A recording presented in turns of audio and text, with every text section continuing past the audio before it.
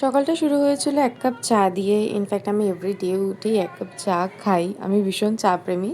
তারপর জাস্ট বাইরের রোদটা তোমরা দেখো। আমি জাস্ট বাড়ির সামনে এত রোদ পড়েছে, এত গরম ছিল। আর এটা আমাদের আম গাছ। তো তোমাদের সাথে তাই শেয়ার করলাম। তারপর আমি একটু ইয়াপ্পি বানিয়ে নিয়েছিলাম। ম্যাগির তুলনায় আমার ইয়াপ্পিটাই বেশি ভালো লাগে। বেশি করে চিলি ফ্লেক্স দিয়ে। আর এই ডার্ক চকলেটটা আমুলের আমার ফেভারিট, ও দিয়েছিল। তো এটাই একটু খেয়ে নিলাম।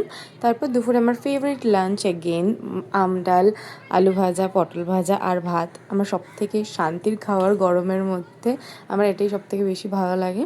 তারপর সন্ধ্যাবেলা একটু বেরিয়ে গেছিলাম। আমরা গেছিলাম লেক টাউনে, কৃষ্ণাতে। এখানে খাবার আমার বেশ ভালো লাগে, স্পেশালি দই বড়া। তার আগে এই সিঙ্গাড়াটা নিয়েছিলাম, বাট আমি খাইনি। আমার ফেভারিট দই বড়া অ্যান্ড দই বড়াটাই নিয়েছিলাম। আর আমি সেটাই খেয়েছি। আমার এটা খুব ভালো লাগে এখানে। তারপর চলে গেছিলাম পাপড়ি চাটের দোকানে।